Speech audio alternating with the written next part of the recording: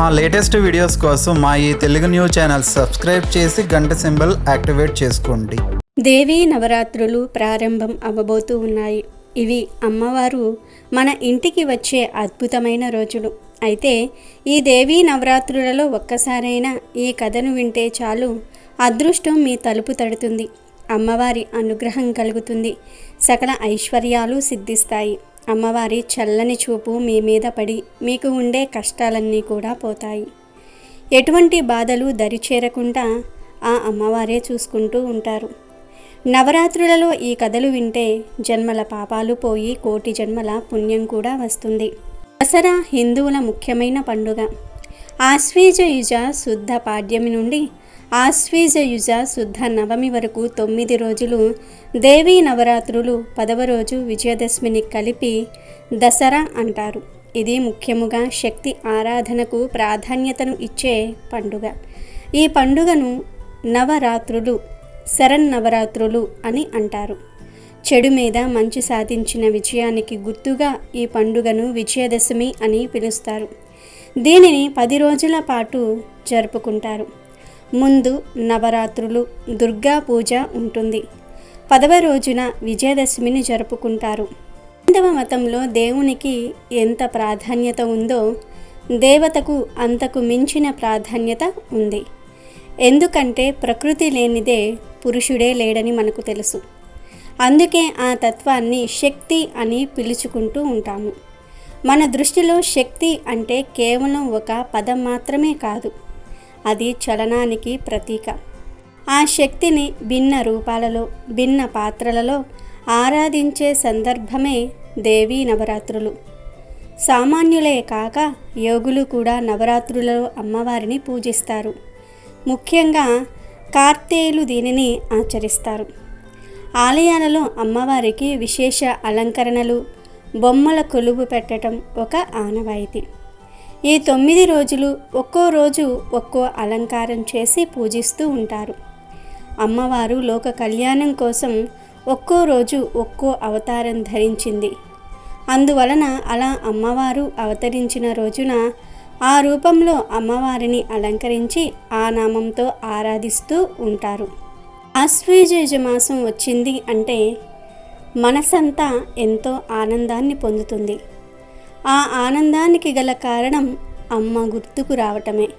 అమ్మ అంటే మరి ఎవరో కాదు, ఆ జగన్మాత, ముగురమ్మల మూలపుటలమ్మ, నవదుర్గా స్వరూపిణి శ్రీ రాజరాజేశ్వరీ దేవి.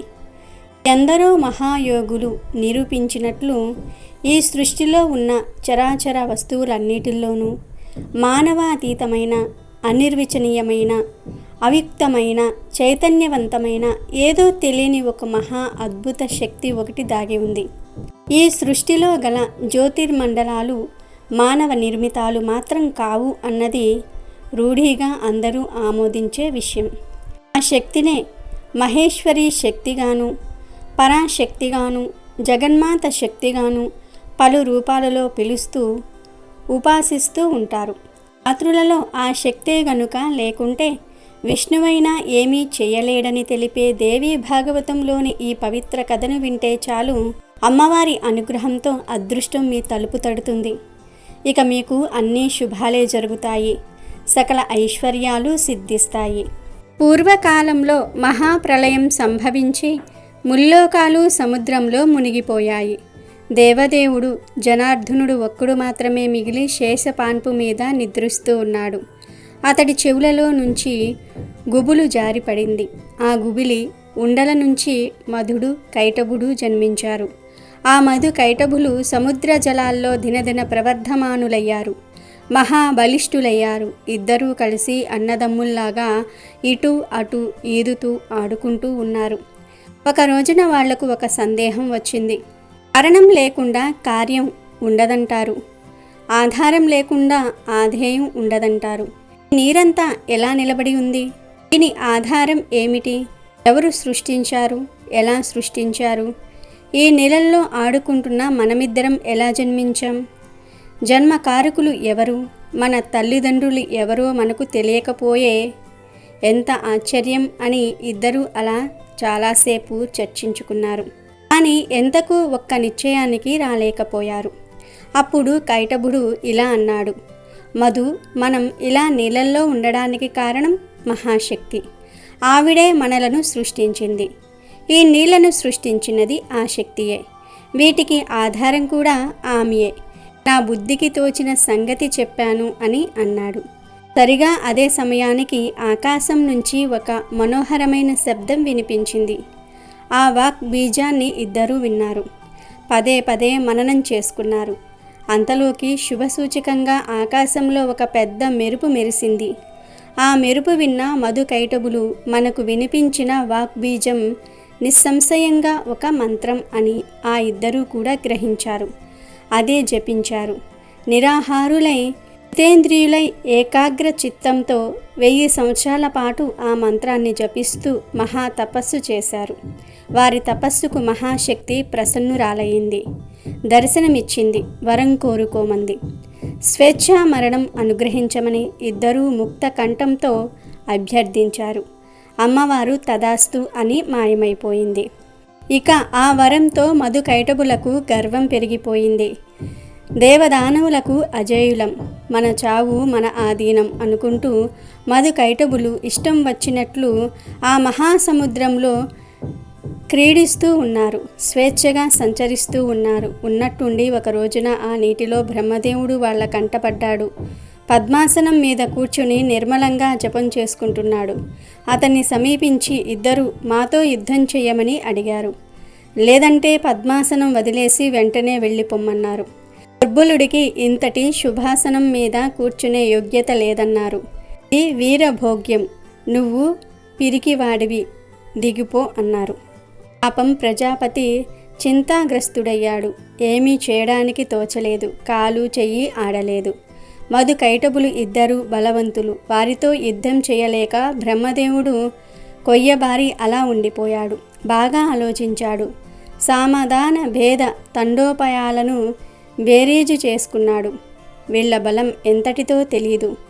అంచేత యుద్ధానికి దిగటం మంచిది కాదు. మదమత్తులైన ఈ దుష్టుల్ని పోని పొగిడి మంచి చేసుకుందామా అంటే నా నిర్బలత్వం వీళ్లకు తెలిసిపోతుంది. అలా చేస్తే నా ఓటమిని స్వయంగా ప్రకటించుకున్న వాడిని అవుతాను. ఇప్పుడు ఇద్దరిలో ఎవడో ఒకడు నన్ను సంహరించవచ్చు. కాబట్టి సామేపాయం పనికిరాదు. ఇలా మీదకు వచ్చాక దానము ఫలించదు. ఇక మిగిలింది భేదం. అది ఎలా సాధ్యమో ఆలోచించాలి. ఆదిశేషుడి మీద పడుకొని హాయిగా నిద్రపోతున్న విష్ణుమూర్తిని లేపుతాను.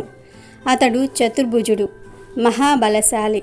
ఈ కష్టం నుంచి కడతేరుస్తాడు అని నిశ్చయించుకుని బ్రహ్మదేవుడు అక్కడి నుండి విష్ణుమూర్తి దగ్గరకు వెళ్ళి ఆయనను స్తుతించాడు. హే దీననాథ, హరే విష్ణు, వామన, మాధవ, నిద్రలే. జగత్పతి, ఉత్తిష్ట ఉత్తిష్ట, అంతర్యామిన్, ఆమేయాత్మిన్. హే వాసుదేవ, హే జగత్పతే, దుష్టశత్రు వినాశక, చక్రగధాధర, సర్వజ్ఞ, సర్వలోకేశ, సర్వశక్తి సమన్విత, పాహిమాం పాహిమాం. విశ్వాంబర, విశాలాక్ష, పుణ్యశ్రవణ కీర్తన, నిరాకార. ఇదిగో ఇద్దరు రాక్షసులు నన్ను చంపడానికి వచ్చారు. కష్టాల్లో ఉన్నాను, గమనించలేదా? శరణు శరణు, ఉపేక్షించకు. జగచ్చాలకత్వం నిరాధారం అయిపోతుంది. రక్షించు రక్షించు అని బ్రహ్మ విష్ణువును అనేక రకాలుగా స్తుతించాడు. బ్రహ్మదేవుడు ఎంతసేపు స్తుతించినా శ్రీహరి నిద్రలేవలేదు. అది యోగనిద్ర. ఆ శక్తికి వివస్తుడై నిద్రపోతున్నాడు విష్ణువు. ఇప్పుడు ఏమి చేయాలో బ్రహ్మకు పాలుపోలేదు. ఈ మత్తులిద్దరూ చంపడానికి సిద్ధంగా ఉన్నారు. ఇక్కడికి వస్తే నన్ను వదలరు.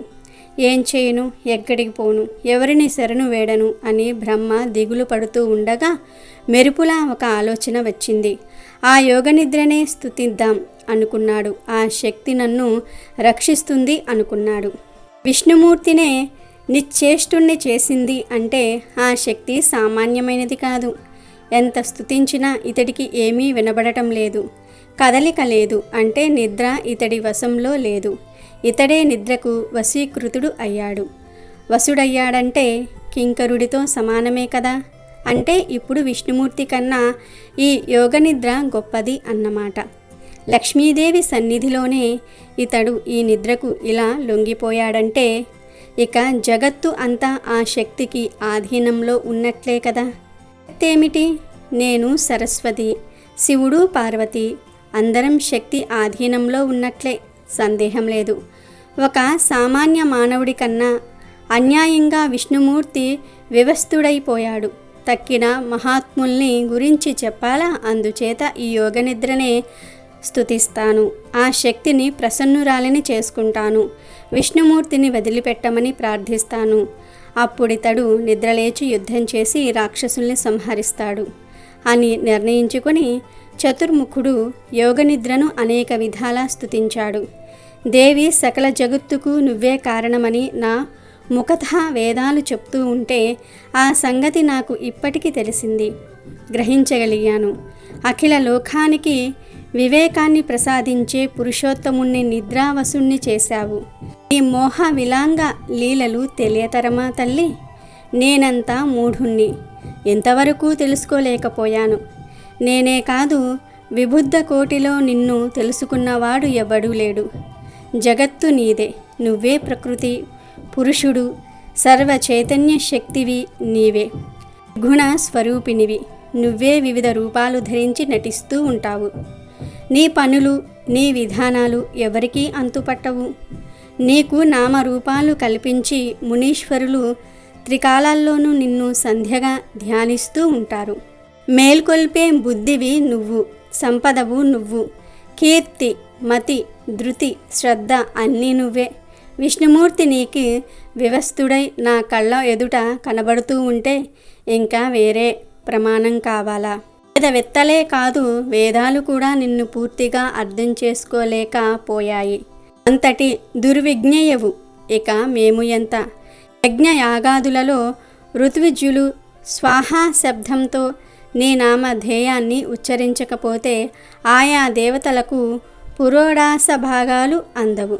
అమ్మా వరప్రధాయిని, భయభీతుణ్ణి, నిన్ను శరణు వేడుతున్నాను. ఇదిగో ఆ మధు కైటభులు ఘోర రూప రాక్షసులు నన్ను సంహరించడానికి కత్తులు నూరుతూ ఉన్నారు. విష్ణుమూర్తికి ఈ సంగతి తెలుసునని నాకు అనిపించటం లేదు. విష్ణుమూర్తి నీకు వివసుడై నిద్రలో ఉన్నాడు. అతన్ని విడిచిపెట్టు, లేదా ఈ రాక్షసులు ఇద్దరిని నువ్వే మట్టుపెట్టు. నీ ఇష్టం తల్లి, నీకు ఏది నచ్చితే అదే చెయ్యి. తల్లి, హరిహరుల కోసం తపస్సు చేసేవాళ్ళు ఎంత అమాయకులో కదా. పాపం నీ ప్రభావం వాళ్లకు తెలియదు. నాకైనా ఇప్పటికీ కదా తెలిసింది. ఈ విష్ణుమూర్తిని నిద్రలేపాలంటే లక్ష్మీదేవికి కూడా అయ్యేటట్లు లేదు. ఆవిడ కూడా నీకు వివసురాలై నిద్రపోతోంది. నువ్వు జగజ్జననివి అని, కామధేనువి అని నిజంగా తెలుసుకొని నీ పాద పద్మాలను అర్చించేవాళ్ళు, అనన్య భక్తితో సేవించేవాళ్ళు పుణ్యాతి ధన్యులు. బుద్ధి, తేజస్సు, కీర్తి, శుభ ప్రవృత్తి మొదలైనవి సౌరీ గుణాలు అవన్నీ ఎటు పోయాయో తెలియదు గాని ఈ విష్ణువు నీ అమేయ శక్తి కారణంగా నిద్రకు బందీ అయ్యాడు. సకల జగత్తుకు నువ్వే ఆదిశక్తివి. ఇదంతా భావం మాత్రంగా నువ్వు చేసిన నిర్మాణమే. నువ్వు నిర్మించిన ఈ మోహ జాలల్లో నువ్వే క్రీడిస్తూ ఉన్నావు. నటుడు తన నాట్యంలో తాను విహరిస్తూ ఉన్నట్టు యుగాదిలో మొదటిసారిగా విష్ణుమూర్తిని నువ్వే ప్రకటించావు, వెలుగులోనికి తెచ్చావు, పరిపాలనా శక్తిని ఇచ్చావు. ఇప్పుడేమో ఇలా నిద్రపుచ్చుతున్నావు.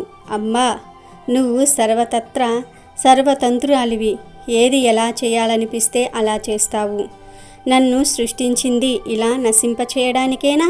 ఇష్టం, దయ చూపించకు, అలాగే మౌనంగా ఉండిపో. భగవతి, నువ్వు నన్ను పరిహసించడానికే కాకపోతే ఈ కాలరూప రాక్షసుల్ని నువ్వు అసలు ఎందుకు సృష్టించావు? తెలిసింది తల్లి, తెలిసింది. ఇదంతా నీ అద్భుత విచేష్టత్వం. స్వతంత్రంగా సృష్టిస్తావు, వినోడిస్తావు, ఉపసంహరిస్తావు. ఇప్పుడు నన్ను ఉపసంహరించాలి అనుకున్నావు. అవును, ఇందులో విచిత్రం ఏముంది?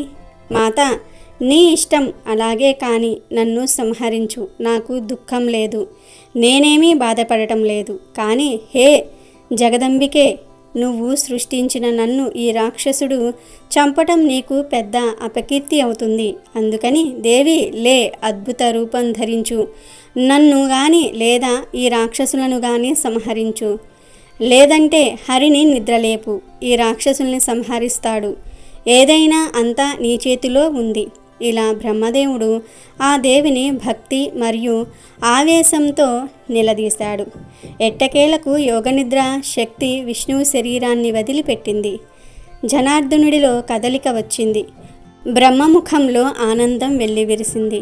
జగద్గురువైన విష్ణుమూర్తి శరీరం నుంచి నిద్రాదేవి బయటకు వచ్చింది. నేత్ర, అస్య, నాసిక, బాహు, హృదయ, వక్షస్థలాల నుంచి వెలువడింది. ఆకాశంలో నిలబడింది. జగన్నాథుడు ఆవలింతలతో లేచాడు. భయం భయంగా నిలబడ్డ బ్రహ్మను చూశాడు. మేఘ గంభీర కంఠస్వరంతో ఇలా పలకరించాడు. బ్రహ్మదేవా, తపస్సు వదిలేసి ఇలా వచ్చావెందుకని? విచారంగా కనబడుతున్నావు, కారణం ఏమిటి అని అడిగాడు. అప్పుడు బ్రహ్మ ఇలా సమాధానం ఇచ్చాడు. తండ్రి వాసుదేవ, నీ చెవి గులుగు నుంచి పుట్టిన మధు కైటభ రాక్షసులు నన్ను చంపడానికి వచ్చారు. భయపడి నీ సన్నిధికి వచ్చాను అన్నాడు. అప్పుడు విష్ణువు, అలాగా చతుర్ముఖ, భయపడకు, వాళ్లను నేను సంహరిస్తాను. ఆయువు మూడింది వాళ్లకు, వస్తారు, నా మీదకే వస్తారు, చస్తారు అని విష్ణుమూర్తి ఇలా అంటూ ఉండగానే వాళ్ళు వచ్చారు. మద గర్వితులై వచ్చారు. ఆ నీళ్ళల్లో నిరాధారులై నిలబడి, ఓయి నలువ, పారిపోయి ఇక్కడికి వచ్చావా? రా, యుద్ధం చెయ్యి. ఈయన కళ్ళ ముందే ఇక్కడే నిన్ను సంహరిస్తాం. ఆ తర్వాత ఈయన పని పడతాం. మహాసర్పం మీద కులుకుతున్నాడు గదా, ముందు నువ్వు రా, యుద్ధం చెయ్యి, లేదా దాసుణ్ణి అని ఒప్పుకో అని గద్దించారు. అప్పుడు విష్ణుమూర్తి కల్పించుకొని, దానవులారా రండి, ముందు నాతో యుద్ధం చేయండి, మీ మదం వదిలిస్తాను అని అన్నాడు. విష్ణుమూర్తి ఆహ్వానానికి మధు కైటబులు అగ్రహోద్రగ్రులయ్యారు. ముందుగా మధుడు కలబడ్డాడు, కైటబుడు నిలబడ్డాడు. మల్ల యుద్ధం జరుగుతుంది. మధుడు అలసిపోతూ ఉంటే కైటబుడు ఆదుకున్నాడు. అతడు అలసిపోతే మళ్ళీ మధుడు. ఇలా ఇద్దరు మారి మారి విష్ణుమూర్తితో పోరుతున్నారు. సన్నిధిలో బ్రహ్మదేవుడు, ఆకాశంలో దేవి చూస్తూ ఉన్నారు. విష్ణుమూర్తి అలసిపోతున్నాడే తప్ప వాళ్ళిద్దరిలోనూ ఎక్కడా అలసటే లేదు. అలా 5000 సంవత్సరాలు గడిచాయి. కారణం ఏమిటి? చెమ్మ అని హరి ఆలోచించాడు. నేను ఎందుకు అలసిపోతున్నాను? నా శక్తి ఏమయ్యింది? వీళ్ళు అసలు అలసిపోవటం లేదేమిటి? వీళ్లకు ఈ శక్తి ఎక్కడి నుంచి వచ్చింది అని హరికి సందేహం వచ్చింది. ఈ ఆలోచనలతో ఒక నిమిషం ఆగాడు విష్ణువు. మదకైటబులు విజయ గర్వంతో సంబరపడ్డారు. గంభీరంగా అరిచి ఇలా పలికారు. ఏ విష్ణు, అలసిపోయావా? యుద్ధం చేసే ఓపిక లేదా? అయితే మాకు తలవంచి నమస్కరించు, దాసుణ్ణి అని ప్రకటించు. కాదంటావా? సమర్థుడవై యుద్ధం చెయ్యి. నిన్ను చంపి ఈ 4 ముఖాల వాణ్ణి కూడా చంపుతాం అన్నారు. వాళ్ళిద్దరూ ముక్త కంఠంతో పలికిన ఈ మాటలు చెవులారా విన్నాడు శౌరి. ప్రశాంతంగా సామోపాయంగా ఇలా ప్రసంగించాడు. మధు కైటబులారా, మీరేమో ఇద్దరు, నేను ఒక్కర్ని. మీరు ఒకరి తర్వాత ఒకరుగా నాతో తలబడుతూ ఉన్నారు. ఒకరు యుద్ధం చేస్తూ ఉంటే మరొకరు విశ్రాంతి తీసుకుంటూ ఉన్నారు. నాకు ఆ అవకాశం లేదు. 5000 సంవత్సరాల పాటు పోరాడాను, అలసిపోయాను. సహజం కదా. ధర్మ యుద్ధంలో మహావీరులు పాటించే నియమాలు మీకు తెలియనివి కావు. అలసిపోయిన వాడితో, భయపడిన వాడితో, ఆయుధం వదిలేసిన వాడితో, పడిపోయిన వాడితో, బాలకుడితో మీ వంటి మహావీరులు యుద్ధం చేయరు. ఇది సనాతన ధర్మం. అందుచేత కొంతసేపు నేను కూడా విశ్రాంతి తీసుకుని మళ్ళీ యుద్ధం చేస్తాను. సంశయించకండి, న్యాయం తప్పను అని అన్నాడు. ఈ ప్రతిపాదనకు వాళ్ళు కూడా సమ్మతించారు.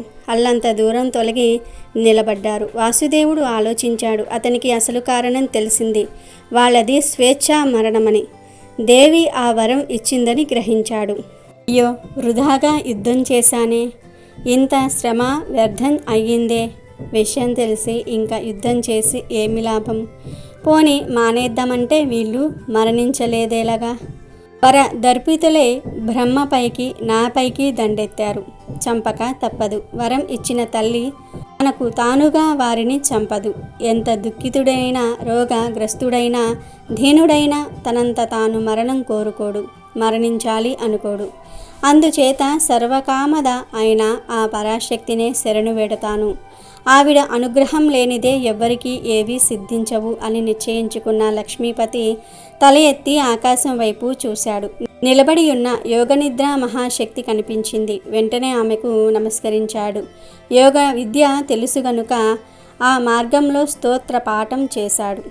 దేవి మహామాయ, నీ రూపం సగుణము నిర్గుణము ఎరుగను, అసంఖ్యాకమైన నీ దివ్య చరిత్రలు ఎరుగను.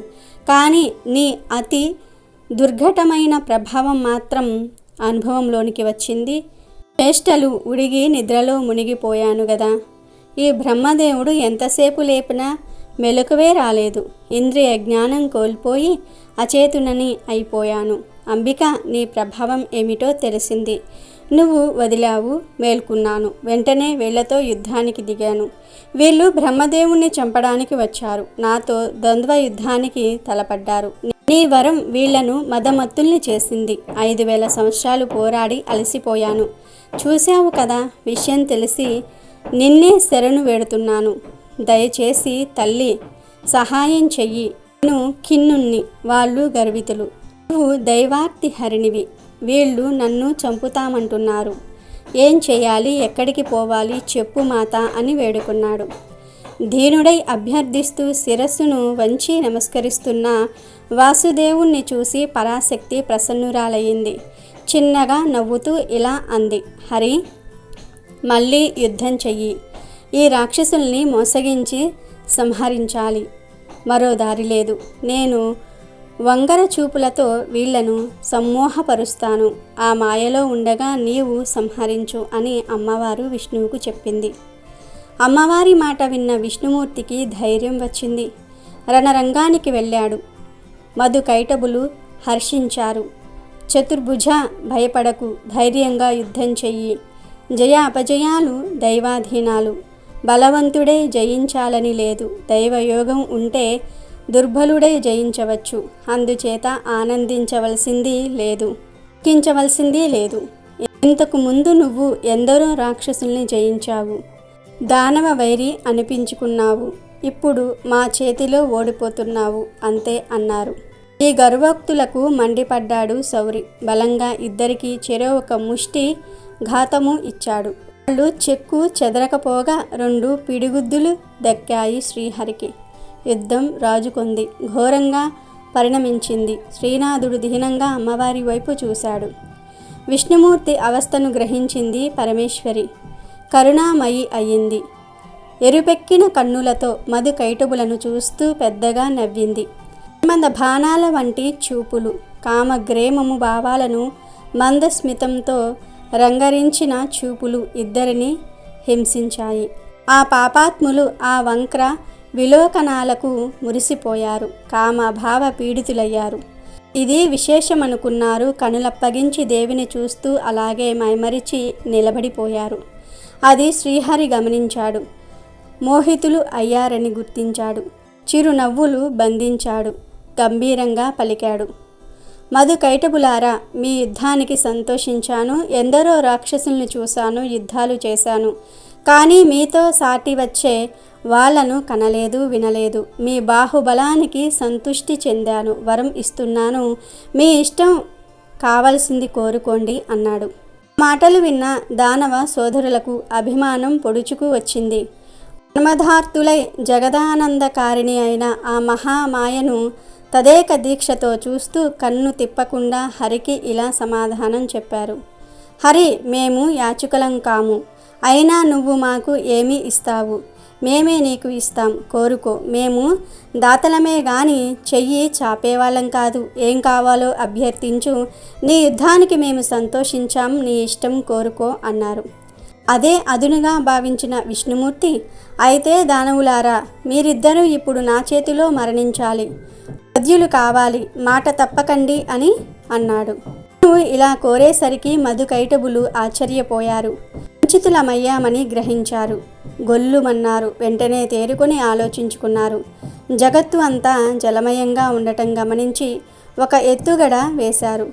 జనార్దన, ఇంతకు ముందు నువ్వు మాకొక వరం ఇస్తానన్నావు, గుర్తుందా? మాట మార్చకు, నీకు మేము వద్యులం అవుతాం.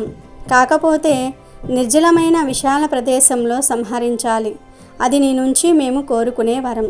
సత్యవాదివి కదా, నెరవేర్చు అన్నారు. విషయానికి విష్ణుమూర్తి నవ్వుకున్నాడు. సుదర్శన చక్రాన్ని స్మరించాడు.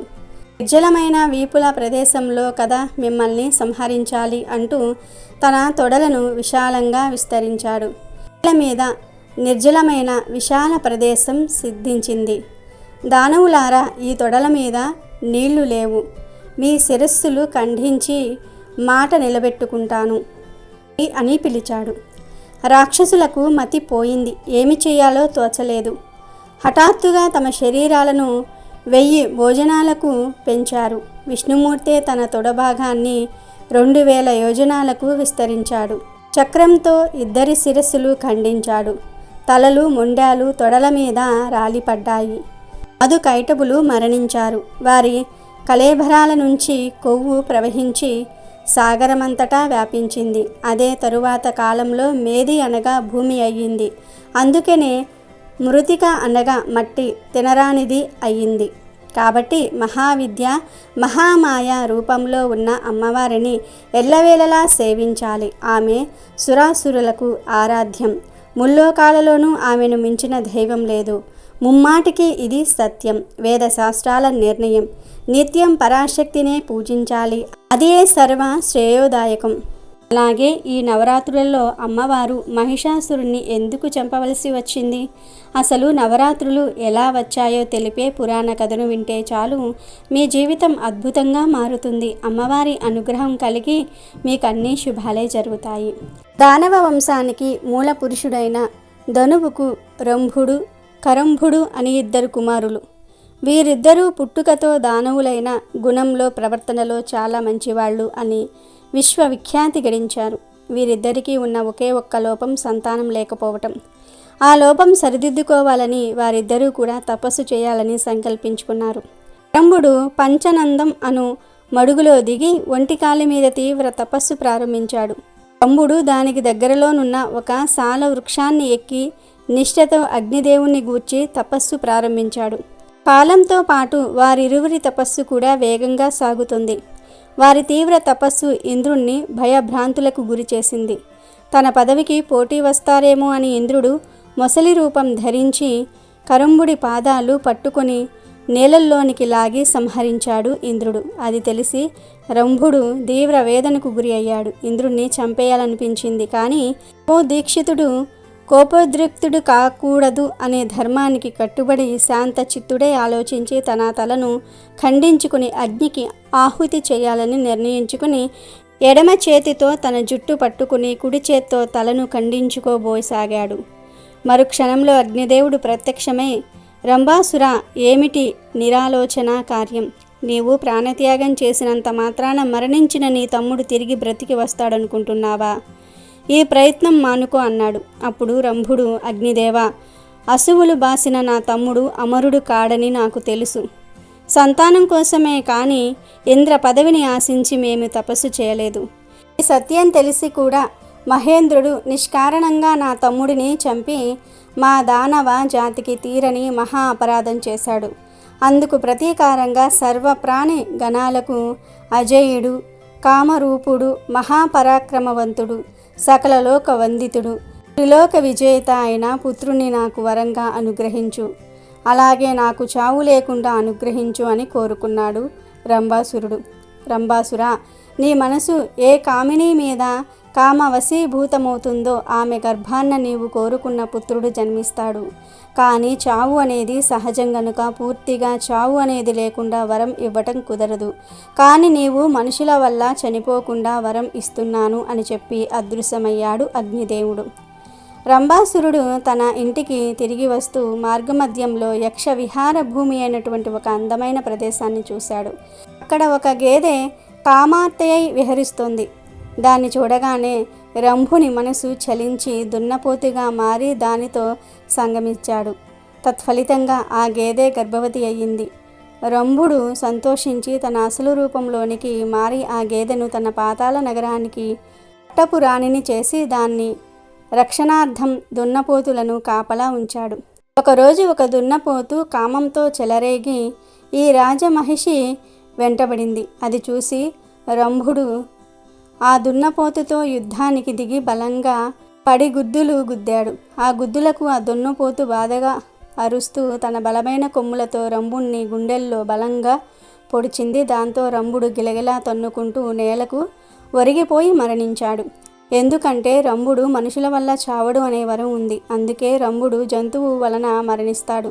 తన భర్త అయిన రంభుడు తన కళ్ళ ముందే మరణించడం చూసిన ఆ రాజమహిషి భయంతో పరుగులు తీస్తూ ఉంటే దాన్ని వెంటబడింది ఆ దున్నపోతు. నిండు గర్భంతోనున్న ఆ గేదె అలా పరుగులు తీస్తూనే యక్ష విహార భూమిని చేరి అక్కడ ఉన్న యక్షులను శరణు కోరింది. యక్షులకు ఆ దున్నపోతుకు మధ్య భీకర యుద్ధం జరిగింది. చివరకు ఎలాగైతేనేం యక్షులు ఆ దున్నపోతును సంహరించారు. అనంతరం ఆ యక్షులు ఆ రాజ మహిషాన్ని ఓదార్చి రంభాసురుని మృతదేహాన్ని చితిపేయికి చేర్చి నిప్పు పెట్టారు. తన ప్రాణ నాథుణ్ణి ప్రార్థవదేహం అగ్ని జ్వాలలకు ఆహుతి అయిపోతూ ఉంటే చూసి తట్టుకోలేక ఆ గీదె పరుగు పరుగున వచ్చి రగులుతున్న చితిలో దూకి సహగమనం చేసింది. యక్షులు ఆశ్చర్యంతో నిశ్చేష్టులై చూస్తూ ఉండగా ఆ చితి మంటల నుంచి మహిషాసురుడు ఆవిర్భవించాడు. వాడే రంభాసురుని కుమారుడు, మహిష రాక్షస సంగమ సంజాతుడు. తరువాత మహిషాసురుడు తన తండ్రి ద్వారా సంక్రమించిన పాతాళ రాజ్యానికి పట్టాభిషిక్తుడయ్యాడు. మహిషాసురుడికి మానవుడిగా మరియు జంతువుగా మారే శక్తులు ఉన్నాయి. నిత్య వంశానికి ఆశాదీపంలో జన్మించిన మహిషాసురుడు తన అంతరంగిక మిత్రులతో సచివులతో సమాలోచన చేసి మరణం లేని జీవనం కోసం మేరు పర్వత శిఖరం చేరి బ్రహ్మదేవుని గూర్చి ఘోర తపస్సు ప్రారంభించాడు. కాల కదలికలలో అనేక వేల సంవత్సరాలు కదిలి వెళ్ళిపోయాయి. మహిషాసురుని అంచలంచల తపస్సుకు సంతసించిన బ్రహ్మదేవుడు ప్రత్యక్షమై మహిషాసుర ఇంకా తపస్సు చాలించు, ఏం వరం కావాలో కోరుకో అన్నాడు. కపట బుద్ధితో ఉన్న మహిషాసురుడు ఎప్పటికీ చావు లేకుండా వరాన్ని ప్రసాదించమని బ్రహ్మదేవుణ్ణి వేడుకున్నాడు.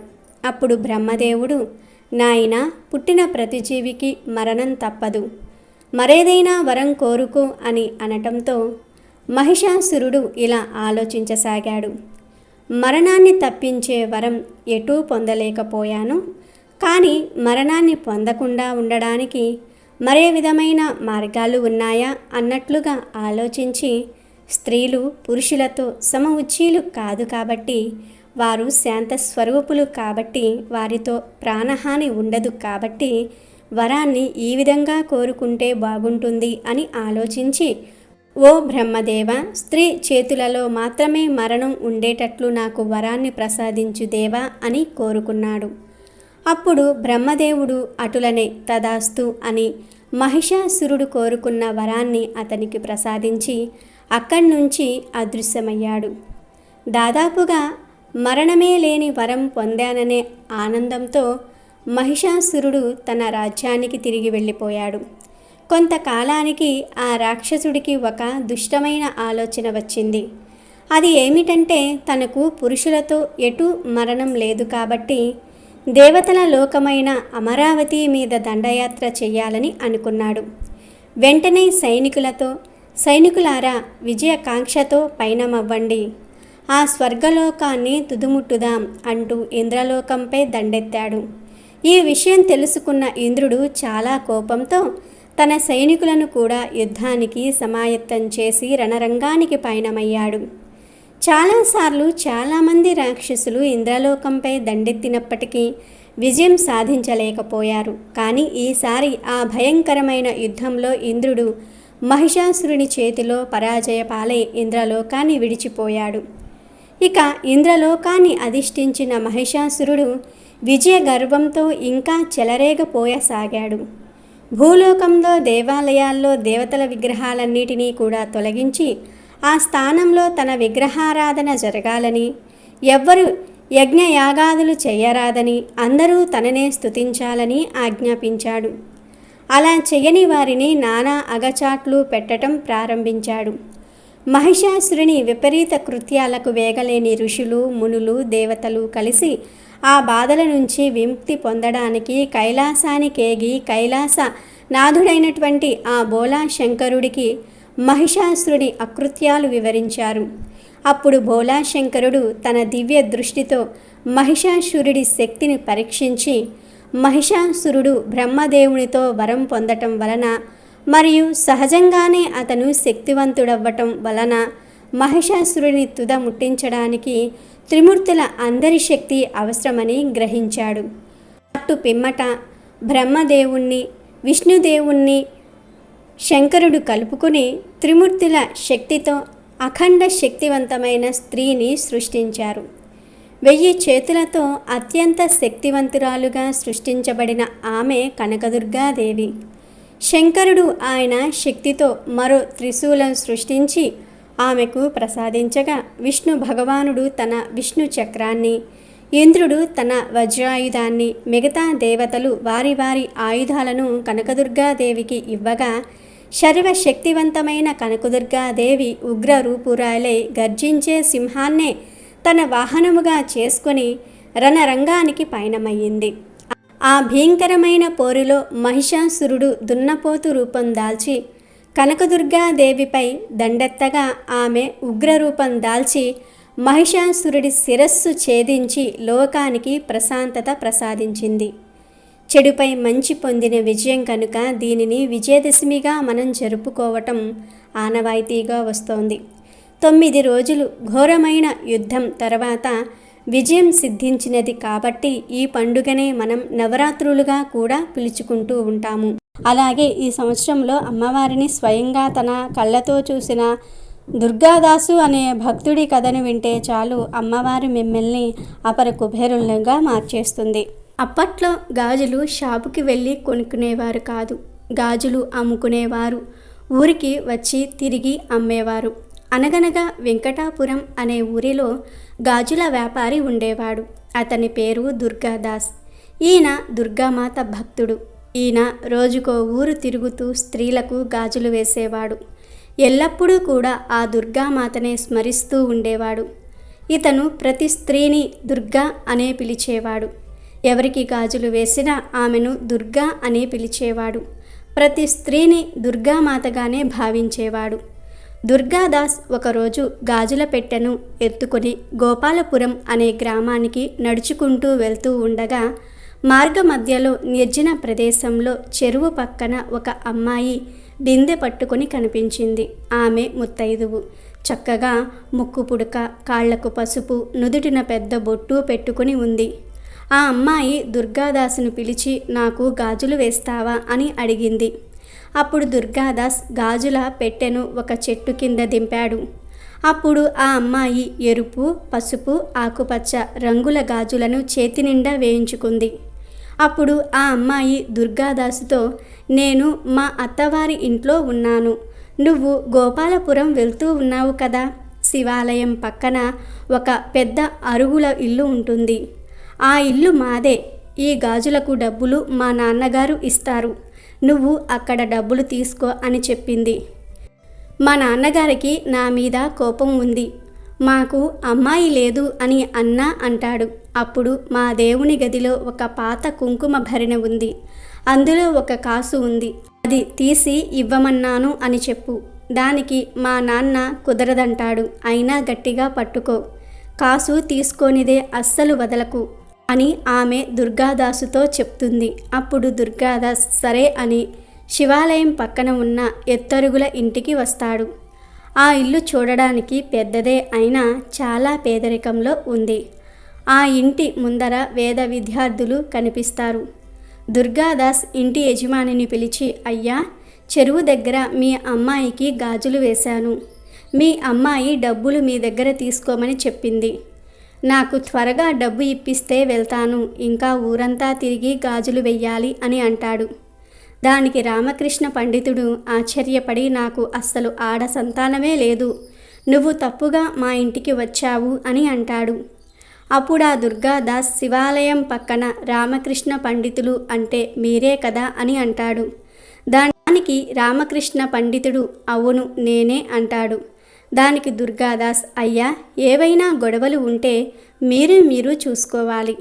చాలా లక్షణమైన అమ్మాయిని కాదనుకుంటున్నారా? మీరు అలాగే అంటారని అమ్మాయి చెప్పింది కూడా. నా డబ్బులేవో నాకు ఇప్పిస్తే వెళ్ళి నా పని నేను చూసుకుంటాను అని అంటాడు దుర్గాదాస్. దానికి రామకృష్ణ పండితుడు నాకసలు అమ్మాయిలే లేరు, ఎవరికో గాజులు వేసి నన్ను డబ్బులు అడగటం ఏంటి అని దుర్గాదాస్తో వాదిస్తాడు. అక్కడ ఏదో గొడవ జరుగుతున్నట్లుగా గమనించిన చుట్టుప్రక్కల వారు అక్కడికి వస్తారు. దానికి దుర్గాదాస్ మీరు భలేవారు, ఎంత కోపం ఉంటే మాత్రం కన్న కూతురిని కాదనుకుంటారా? అమ్మాయి నాతో అక్కడే చెప్పింది మీరు ఇలా అంటారని. అయ్యా మీ అమ్మాయి నాతో చెప్పింది మా నాన్న దగ్గర నువ్వు ఖచ్చితంగా డబ్బులు తీసుకోమని, ఎట్టి పరిస్థితుల్లో డబ్బు తీసుకోకుండా వెళ్ళకని, మీ పాత పూజ గదిలో కుంకుమ భరిణలో కాసు ఉంటుందని నాతో చెప్పింది. ఆ కాసు అయినా తెచ్చి ఇవ్వండి అంటాడు దుర్గాదాస్. అప్పుడు రామకృష్ణుడు మా దేవతా మందిరంలో అసలు కుంకుమ భరిణ లేనే లేదు, ఇంకా కాసు ఎక్కడిది అంటాడు. మీ అమ్మాయి చెప్పింది చూడవయ్యా అంటాడు దుర్గాదాస్. చుట్టుప్రక్కల వాళ్ళు కూడా దుర్గాదాస్ మన గ్రామానికి ఎప్పుడూ వచ్చేవాడే, ఒక్కసారి మీ దేవతా మందిరంలో కుంకుమ భరిణ ఎక్కడుందో చూడండి అని రామకృష్ణుడితో అంటారు. ఈ తతంగమంతా వింటున్న పండితుని తల్లి పూజామందిరంలో ఎక్కడో చిన్న మీట ఉన్నట్లు నాకిప్పుడు జ్ఞాపకం వస్తుందిరా, ఒక్కసారి బాగా చూడు, అందులో కుంకుమ భరిణ ఉండవచ్చు అంది ఆ వృద్ధురాలు.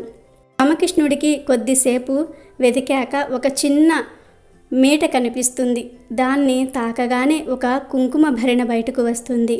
ఆ కుంకుమ భరిణలో ఒక చిన్న అమ్మవారి ప్రతిమతో పాటు ఒక బంగారు కాసు కూడా ఉంటుంది. అప్పుడు రామకృష్ణుడు మనసులో అసలు ఇక్కడ కుంకుమ భరిణ ఉన్న విషయం నాకు ఇంతవరకు తెలియదు, నా తల్లి కూడా ఇంతవరకు నాకు చెప్పలేదు. నా తల్లికి తెలిసిన ఈ విషయం ఆ అమ్మాయికి ఎలా తెలిసి ఉంటుందో అని ఆలోచిస్తాడు. రామకృష్ణుడు కుంకుమ భరిణలో చెయ్యి పెట్టగానే ఒక బంగారు కాసు తగులుతుంది. వెంటనే ఆ కాసును బయటకు తీస్తాడు. ఆ తర్వాత ఇంకోసారి కుంకుమ భరిణలో చెయ్యి పెడతాడు. మళ్ళీ ఇంకో కాసు వస్తుంది. ఇలా చెయ్యి పెట్టిన కొద్దీ కాసులు వస్తూనే ఉంటాయి. రామకృష్ణుడు ఒక్కసారిగా ఆశ్చర్యానికి లోనవుతాడు.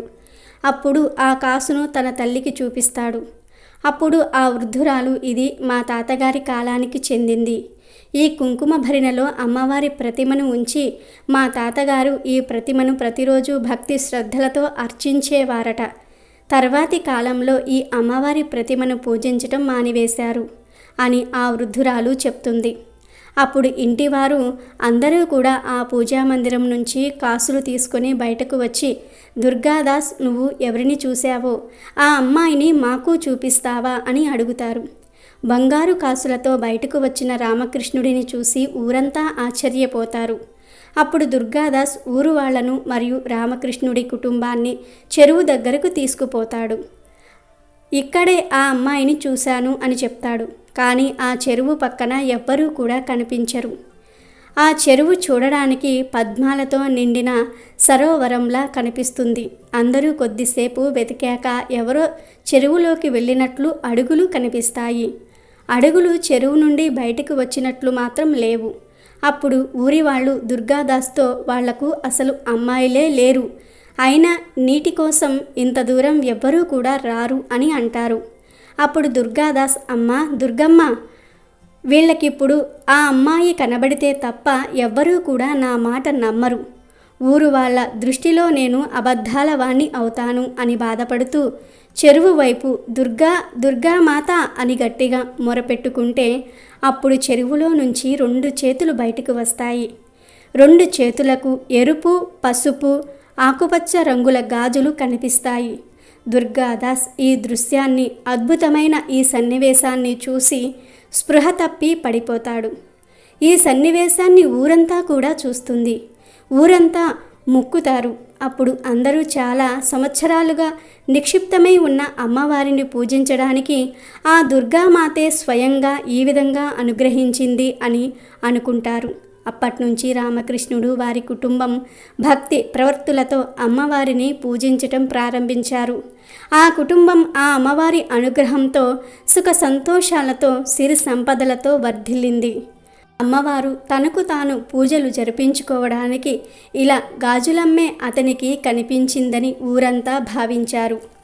గాజులమ్ముకునే వ్యాపారికే అమ్మవారు ఎందుకు కనిపించారంటే ఆయన పెద్ద పెద్ద పూజలు హోమాలు ఏమీ చేయలేదు, కానీ ఎప్పుడూ దుర్గామాతనే తలుచుకుంటూ ఉండేవాడు. ప్రతి స్త్రీని దుర్గాదేవిగానే భావించేవాడు. ప్రతి స్త్రీని దుర్గా అనే పిలిచేవాడు.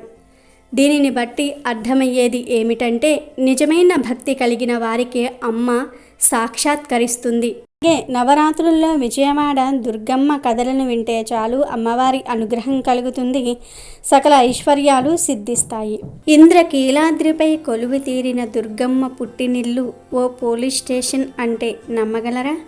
వినడానికి కాస్త విడ్డూరంగా ఉన్నా అది ముమ్మాటికి నిజం. దుర్గమ్మను తమ ఆడపడుచుగా భావిస్తారు విజయవాడ పోలీసులు. ఎన్నో ఏళ్లుగా ఆ సాంప్రదాయం కొనసాగుతోంది. విజయవాడలో ఇంద్రకీలాద్రిపై కొలువుదీరిన కనకదుర్గమ్మకు ఏ పూజ చేసినా వన్ టౌన్ పోలీసులు పాల్గొనటం ఆనవాయితీగా వస్తుంది. మరి ముఖ్యంగా దసరా ఉత్సవాలు ప్రారంభం అవ్వాలంటే పోలీస్ స్టేషన్ నుండి అమ్మవారికి మొదటిసారి తీసుకురావాల్సిందే. బెజవాడ పోలీసులు అమ్మవారిని తమ తోబుట్టువుగా భావిస్తారు. ఇంద్రకీలాద్రిపై దసరా ఉత్సవాలు ప్రారంభానికి ముందే వన్ టౌన్ పోలీస్ స్టేషన్లో సందడి మొదలవుతుంది. నవరాత్రులు ప్రారంభం ముందు రోజు రాత్రి పోలీస్ స్టేషన్ నుంచి అమ్మవారికి పసుపు కుంకుమ చీర సారెను తీసుకుని వెళ్తారు అధికారులు. పోలీస్ స్టేషన్ నుంచి అందించిన చీరను అమ్మవారికి అలంకరించిన తర్వాతే దసరా ఉత్సవాలు ప్రారంభమవుతాయి. పురాణాల ప్రకారం 14-15వ శతాబ్దంలో కొండవీటి రెడ్డి రాజులు విజయవాడ పరిసర ప్రాంతాలను పరిపాలించేవారు. ఆ సమయంలో ప్రస్తుతం విజయవాడ ఉన్న స్థలంలో ఎలాంటి పట్టణం గ్రామం ఉండేది కాదు. ఎక్కడ చూసినా చుట్టూ చెట్లు దట్టమైన అడవులు ఉండేవి. ఆ ప్రాంతమంతా క్రూర మృగాలు సంచరిస్తూ ఉండేవి. కొంతమంది జాలర్లు కృష్ణానదిలో చేపలు పట్టేందుకు వస్తూ ఉండేవారు. జాలర్లకు కాపలాగా ఉండేందుకు కొండవీటి రెడ్డిరాజులు 2 సిపాయిలను నియమించారు. వారిలో ఒకరి పేరు మంగయ్య. ఆ 2 సైనికులు చాలా జాగ్రత్తగా వారి విధులను నిర్వర్తించేవారు. జాలర్లు నదిలో చేపలు పట్టి వాటిని కొండపల్లికి తీసుకువెళ్ళేవారు. కొండపల్లిలో వెళ్లే మార్గం మధ్యలో అంటే ప్రస్తుతం Vijayawada one town police station ఉన్న ప్రాంతంలో జాలర్లు సేద తీరేవారని చరిత్ర చెప్తుంది. కొద్దిసేపటి తర్వాత మళ్ళీ వారి ప్రయాణాన్ని కొనసాగించేవారట. ఏదో చిన్న పొరపాటు కారణంగా జాలర్లకు కాపలాగా ఉన్న 2 సిపాయిలను విధుల నుంచి తొలగించారట అప్పటి పాలకులు. కొంతకాలం తర్వాత నదిలో చేపలు పట్టేందుకు వచ్చే జాలర్లు వారు సేద తీరేందుకు అనుకూలంగా ఆ ప్రాంతంలో చిన్న చిన్న గుడిసెలను కట్టుకున్నారు. అలా ఆ ప్రాంతంలో ఓ చిన్న ఊరు ఏర్పడింది. ఆ ఊరును జాలర్లపల్లె అని పిలిచేవారు. ఉద్యోగం పోగొట్టుకున్న సైనికులు కూడా జాలర్లపల్లిలో జాలర్లతో కలిసి జీవనం సాగించేవారు. సిపాయిగా ఉద్యోగం పోగొట్టుకున్న మంగయ్య జీవనాధారం కోసం మేకలను కాసేవాడు. ఒకరోజు మంగయ్య మేకలను తోలుకుని ఇంద్రకీలాద్రి కొండపై వెళ్ళాడు. అక్కడ ఓ ప్రాంతంలో కూర్చుని ఏదో పరధ్యానంలో ఓ చిన్న రాయిని తీసుకొని మట్టిపైన ఏదో గీతలు గీస్తూ కూర్చున్నాడు. అలా గీస్తూ ఉన్న సమయంలో ఆ మట్టిలో నుంచి ఓ చిన్న విగ్రహం లాంటి రూపం బయటపడింది. అయినా మంగయ్య పరధ్యానంలో విగ్రహాన్ని పట్టించుకోకుండా వెళ్ళిపోవటంతో అమ్మవారు ఆగ్రహించి సిపాయి మంగయ్య కూతురి ఒంటిలోకి పూనుకుంది. దాంతో ఆ చిన్నపిల్ల గంభీరంగా మాట్లాడడం మొదలుపెట్టి, "ఏం మంగయ్య, నేను అనుగ్రహించినా నన్ను పట్టించుకోకుండా వచ్చేస్తావా?" అంటూ అడిగింది. ఆ మాటలు విన్న మంగయ్య విగ్రహం బయటపడిన ప్రదేశానికి వెళ్ళి విగ్రహాన్ని వెలికి తీసి చూశాడు. అది ఓ అద్భుతమైన అమ్మవారి విగ్రహం. ఆ విషయం జాలర్లపల్లెలోని ప్రజలకు తెలిసి తిలకించి అమ్మవారికి ఓ చిన్న గుడిసెను నిర్మించి పూజలు చేయటం ప్రారంభించారు. అలా మంగయ్య అమ్మవారిని సేవిస్తూ ఉండగా ఓ రోజు రాత్రి అమ్మవారు మంగయ్య కలలో కనిపించింది. అలా కనిపించిన అమ్మవారు, మంగయ్య, నన్ను నీ తోబుట్టువుగా భావించు.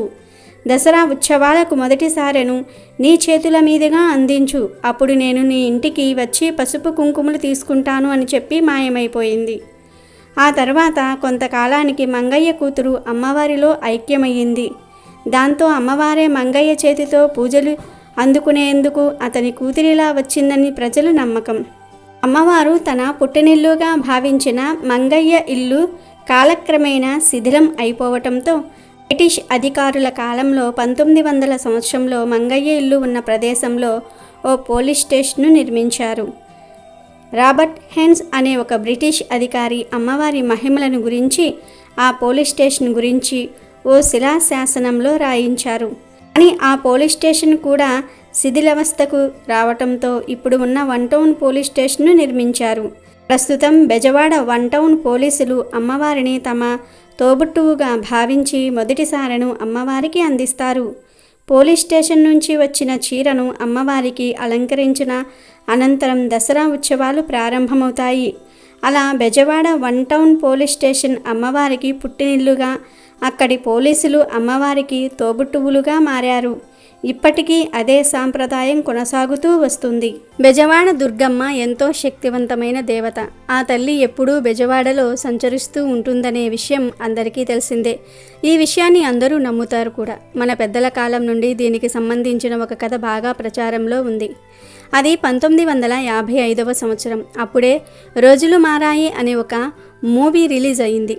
అది అక్కినేని నాగేశ్వరరావు గారు యాక్ట్ చేసిన మూవీ. ఈ సినిమా చాలా పెద్ద హిట్ అయింది. రైతులకు బాగా కనెక్ట్ అవ్వటంతో మన స్టేట్ అంతా కూడా ఆల్మోస్ట్ ఈ సినిమాను చూశారు. ఈ సినిమాని చూడడానికి మనుషులే కాదు, స్త్రీ రూపంలో ఆ దుర్గమ్మ కూడా వచ్చి చూసింది. అది సెకండ్ షో కావటం వలన మూవీ అయిపోయాక ఆమె బయటకు వచ్చి ఒక రిక్షా అతన్ని ఇంద్రకీలాద్రికి వెళ్ళాలని అడిగింది. ఆ రిక్షా అతను కూడా సరే అమ్మా అని ఎక్కించుకొని రిక్షా తొక్కుతూ వెళ్తూ ఉన్నాడు. ఆ రిక్షా అతని పేరు వెంకన్న. రిక్షా ఎక్కిన ఆమె ఎర్రటి చీర కట్టుకుని నుదుటిన పెద్ద బొట్టు పెట్టుకుని స్వయంగా అమ్మవారిలాగా ఉంది.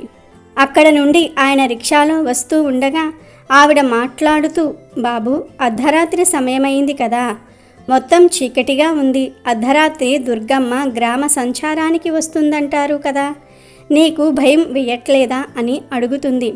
దానికి సమాధానంగా ఆ రిక్షా వెంకన్న, అమ్మా, దుర్గాదేవి మా తల్లి. తల్లి దగ్గర ఏ బిడ్డకు భయముంటుంది చెప్పు తల్లి, భయమెందుకు మాకు అన్నాడు. కొంత దూరం వెళ్ళగా ఇంద్రకీలాద్రి గుడి రాగానే ఆయన రిక్షా ఆపి ఏ ఇంటికి వెళ్ళాలమ్మా అని ఆమెను అడుగుతాడు. కానీ వెనక నుండి సమాధానం లేదు. అదేంటి అని వెనక్కి తిరిగి చూడగా ఆవిడ ఉండదు రిక్షాలో. రిక్షావాడు ఏది ఈవిడ అని చుట్టూ చూడగా ఆమె పక్కనే ఉన్న అమ్మవారి గుడి మెట్లు ఎక్కుతూ ఉంటుంది. అదేంటి అమ్మ, డబ్బులు ఇవ్వలేదు అని అక్కడి నుండే అడుగుతాడు వెంకన్న. అప్పుడు ఆ అమ్మాయి, నీ తలపాగాలో పెట్టాను చూడు అంటుంది. వెంకన్న తలపాగాలో చూసుకోగా అమ్మవారి బంగారుపు గాజు ఒక పక్క, 10 రూపాయల నోటు మరో పక్క ఉన్నాయి. మళ్ళీ ఆవిడ వైపు వెంకన్న తిరిగి చూస్తాడు. అలా వెంకన్న చూస్తూ ఉండగానే ఆవిడ మెట్ల మీదే మాయమైపోతుంది. వెంటనే ఆయనకు అర్థమవుతుంది, తన రిక్షా ఎక్కింది ఆ అమ్మలగన్న అమ్మ, ముగులమ్మల మూలపుటమ్మ దుర్గమ్మే అని. దాంతో ఒక్కసారిగా ఆనందంతో వెర్రి కేకలు వేయటం మొదలు పెడతాడు. చుట్టుపక్కల ఉన్న వాళ్ళందరూ కూడా పరుగు పరుగున వచ్చి ఏమయ్యింది ఏంటి అని అడుగగా వారికి జరిగిందంతా కూడా చెప్తాడు. బ్రాహ్మణ వీధిలో ఉన్న అమ్మవారి ఉపాసకులకు వచ్చింది అమ్మవారే అని అర్థమైపోతుంది. ఇలా ఎన్నో సంఘటనలు విజయవాడలో జరిగాయి. ఈ సంఘటన అప్పటి ఆంధ్రకేసరి అనే పత్రికలో కూడా గాజు ఫోటోతో సహా వేశారు అమ్మవారు. ప్రపంచంలో ఎన్నో ప్రదేశాలు ఉండగా ఇక్కడే ఎందుకు వెలిశారు అనడానికి కొన్ని రీజన్స్ కూడా ఉన్నాయి. కృతయుగంలో ఖేలుడు అనే యక్షుడు దేవి కోసం తపస్సు చేశాడు. చాలా ఘోరంగా తపస్సు చేశాక దేవి ప్రత్యక్షమైంది. ఏం వరం కావాలి అని అడిగితే ఆ తల్లి ఎప్పుడూ తన గుండెల్లో ఉండిపోవాలని కోరుకుంటాడు ఆ ఖేలుడు. దానికి దేవి సమాధానం ఇస్తూ, రాబోయే కాలంలో నేను భూమి మీద అసుర సంహారం చేసి నీ దగ్గర ఉంటాను. నువ్వు ఒక పర్వతంగా మారి ఇదే ప్లేస్లో ఉండు అని చెప్తుంది. అందుకే అప్పటి నుంచి ఇది కేలాద్రి అని పిలువబడుతుంది. అద్రి అంటే కొండ అని అర్థం. ముందే పార్వతీదేవి శక్తి, కానీ అది బయటకు రావటం మహిషాసుర సంహార సమయంలో జరిగింది. అలా మహిషాసురుణ్ణి అంతం చేశాక దేవి ఉగ్రరూపంలో ఉంది. దేవతలందరూ ఆమెను చూసి భయపడిపోయారు. దేవతలందరూ ఆమెను ఇక్కడే భూమి మీద ఉండి ప్రజలను కాపాడమని కోరారు. దాంతో ఆమె కీలాద్రి మీద వెలసింది. అక్కడ మొట్టమొదట పూజ ఇంద్రుడి చేశాడు గనుక ఇది ఇంద్రకీలాద్రిగా మారింది. అమ్మవారి యొక్క ఉగ్ర రూపాన్ని కంట్రోల్ చేయడానికి పరమేశ్వరుడు కూడా ఉంటే అమ్మ శాంతిస్తుందని భావించి సాక్షాత్తు బ్రహ్మదేవుడు వచ్చి 10 అశ్వమేధ యాగాలు చేసి శివుణ్ణి పూజించాడు. దానికి మెచ్చిన శివుడు జ్యోతిర్లింగంగా వెలిశాడు. బ్రహ్మదేవుడు మల్లికా పూలతో పూజించాడు గనుక ఆయనను మల్లేశ్వరుడు అని పిలుస్తారు. విజయవాడలో ఈ విధంగా దుర్గమ్మ మల్లేశ్వర స్వామి వచ్చారు. ఈ అమ్మవారు ఉగ్రరూపంలోనే ఉండేవారు. కానీ ఒకసారి ఆదిశంకరాచార్యుల వారు వచ్చి ఇక్కడి మల్లేశ్వర స్వామి జ్యోతిర్లింగం సరైన కండిషన్లో లేదు అని చెప్పి మళ్ళీ కొత్త జ్యోతిర్లింగాన్ని ప్రతిష్ఠించి అమ్మవారి యొక్క ఉగ్రరూపాన్ని మార్చి శాంతి రూపంలో ఉంచి ఇక్కడ అమ్మవారు ఉగ్రం అవ్వకుండా శ్రీ చక్రాన్ని కూడా ఉంచారు. ఇలా దుర్గమ్మ ఇంద్రకీలాద్రి మీద పూజలు అందుకుంటుంది. కనుక నవరాత్రుల్లో ఈ కథలు వింటే చాలు, ఎటువంటి బాధలు దరిచేరకుండా ఆ అమ్మవారే చూసుకుంటూ ఉంటారు. నవరాత్రులలో ఈ కథలు వింటే జన్మల పాపాలు పోయి కోటి జన్మల పుణ్యం కూడా వస్తుంది.